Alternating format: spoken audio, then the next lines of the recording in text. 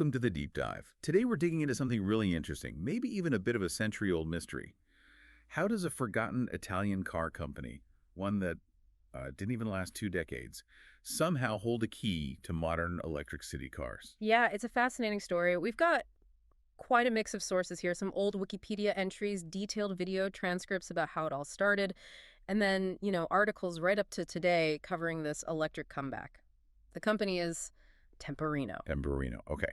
And nearly 100 years ago, they were apparently already tackling things like city traffic and, well, making transport affordable. Exactly. That's the core of it. So the goal here is pretty clear, right?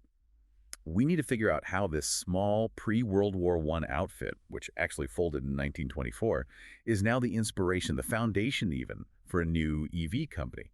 What was it about their original idea, their philosophy, that's suddenly so relevant again? Well, what jumps out from the sources right away is that their thinking was just different, very different from the big players back then. They weren't building status symbols. Not like the big Fiats or Lancias.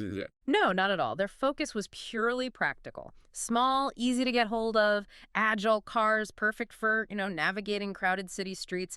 They really were pioneers of the utility car. Okay, right. Let's unpack that. Starting in the beginning. Yeah. The origin story itself is pretty unusual. Founded in Turin, 1906, by 3 siblings, Maurizio, Jacopo, and Mary Temperino. But there's a twist involving America. That's right. One of the video transcripts gives us this great detail. Their father, Giovanni, had actually gone to the U.S. chasing the dream, mining gold out in Lead City, South Dakota, of all places. Wow, okay. Yeah. After he passed away, the family came back to Turin, and that's where Maurizio started learning the ropes, working in workshops, getting into the auto trade. So they built up to it. Didn't just start making cars on day one. Mhm. They began with repairs, bikes, motorcycles, then started making their own motorbikes around 1908. But Turin then, Yeah. it was buzzing, wasn't it? Oh, absolutely. Turin was the place, the Ficina, the forge, the hub for Italian cars. You had the giants, Fiat, Lancia, but Temperino was one of these tante piccole realtà, these many smaller ventures trying to make their mark. But they had a specific vision, even then. They did. They saw a gap the big guys were ignoring. That first car prototype pops up in 1908, tiny engine, 350cc, 2-cylinder. And it's interesting, they were fixing fancy cars for, wealthy clients, even Queen Margherita of Savoy, apparently. The Queen. That's what the source says.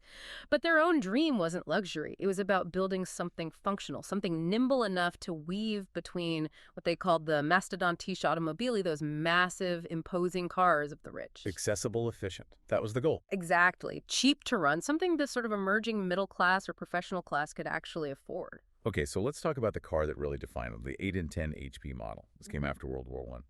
And the engineering sounds, well, pretty clever for the time. It really was. The specs are all about lightness. Production version had a 1010cc V2 engine, about 20 horsepower. Doesn't sound like much today, maybe? Not really, no. But here's the kicker. The whole car weighed only 300 kilograms. 300 kilos, that's tiny. Yeah. Less than half a smart car, right? Less than half, yeah. Less than a couple of big modern motorbikes put together. It's incredibly light. That was the secret sauce. That explains the via di mezzo idea you mentioned, that middle ground. Not quite a car, not quite a bike. But hang on, the sources say they didn't actually build everything in-house. They outsourced quite a bit. That was super strategic for a company their size. They tapped into the Turin ecosystem. Bodies from Stabilimenti Farina. Ah, Farina. That name rings a bell. It will. Frames and tools from a company called Lopes. Engines from Ferrara, a motorcycle maker, actually. Temperino handled the design and the final assembly, working with Officine Montenisio. It kept their costs down and let them focus on efficient design. Smart. And that cost control fed directly into the accessibility mission. The price was, well, really low for the time. Incredibly low. Maybe a fifth of what a Lancia or an Edela cost back then. Around 9,000 to 10,000 liro. If you try and adjust that for today, rough estimate is maybe 11,000 euros. Wow. For a brand new four-wheeled vehicle in the 1920s, Yeah. That's genuinely mass market territory. Absolutely. But here's where it gets even more interesting. This focus on lightweight and utility, it actually made the car competitive in sports. Wait, racing? This little utility car? Well, not Grand Prix racing, obviously, but niche events, yeah. Its power-to-weight ratio and handling were surprisingly good. Top speed was only about 65 kilometers per hour, maybe 40 miles per hour. Okay. But it won its class in the Sassi Superga hill climb in 1919. And in 1920, it averaged over 52 kilometers per hour in another race, the Giro del Sesto San Giovanni. It was proving itself in agility and efficiency contests. And wasn't there a really famous name connected to driving these? Ah, yes, this is the fantastic bit. One of the drivers was a young guy named Nino Farina. Nino Farina, the Formula One champion. The very same. Son of Giovanni Farina, the guy whose company, Stabilimenti Farina, was making the bodies for the Temperino. That's incredible. So the first ever F1 world champion cut his teeth racing this tiny, affordable utility car. Was it actually good or just, good PR for Dad's business? Probably a bit of both, let's be honest. But the results were there.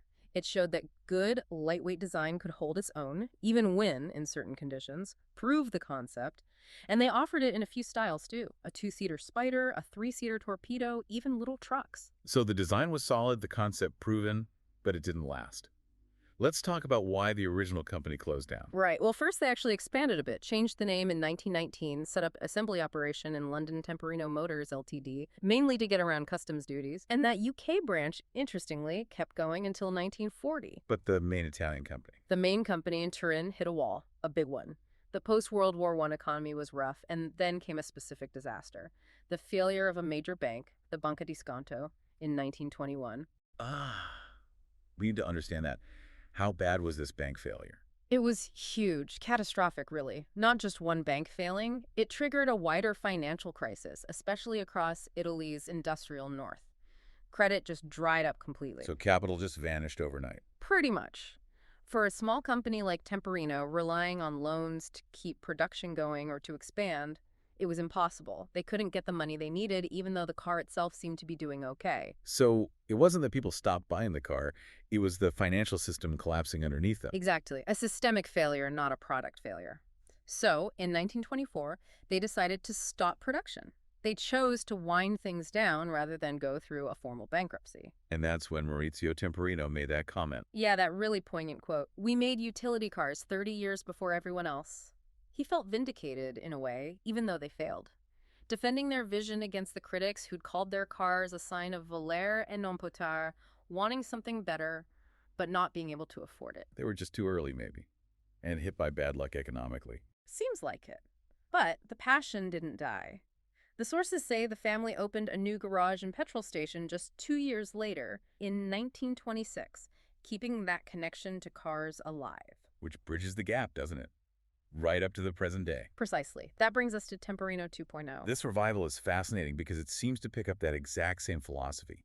It's led by the great-grandchildren, Marco and Paolo Temperino, and their mission sounds incredibly familiar. It's almost identical, just electrified. Electric cars for everyone. They're looking at today's cities, the congestion, the pollution, the massive SUVs, and seeing the same need for something small, light, practical, and affordable. And their chosen product reflects that perfectly. Electric quadricycles.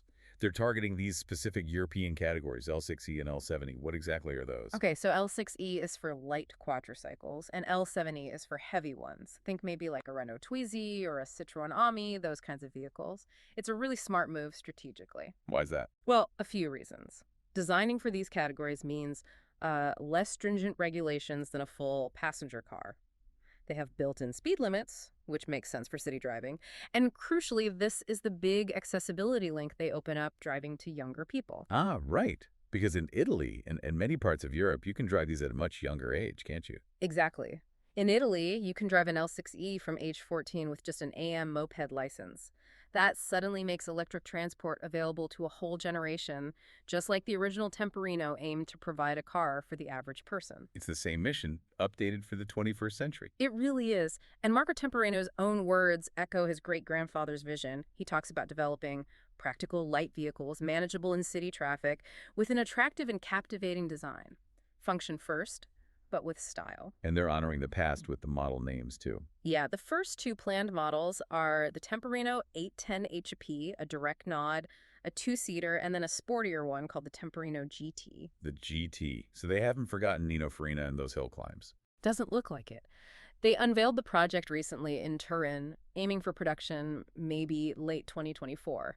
And here's how they're trying to avoid repeating history. Finance. The Banca di Sconto problem. How are they tackling that? The sources mention a crowdfunding campaign. Interesting. So going directly to the community for investment. Exactly. If the big lesson from the 1920s was vulnerability to bank failures and credit crunches, crowdfunding is a way to potentially bypass that traditional financial system risk. Get buy-in, literally, from the people who believe in the vision. It's a very modern solution to an old problem. So wrapping this up, what's the big picture takeaway here? It feels like this Temperino story perfectly links two massive shifts in transportation, the start of the car age, and now the EV age. I think that's right. Both eras face this need for accessibility, for something practical for city life. The original Temperino was that answer against the huge, expensive early cars. And maybe today, these light electric quadricycles, these micro EVs, are the real successors to those first utility cars. Not necessarily the big electric SUVs, but these smaller, lighter machines. Perhaps. They address the same core need: manageable, affordable, efficient urban mobility.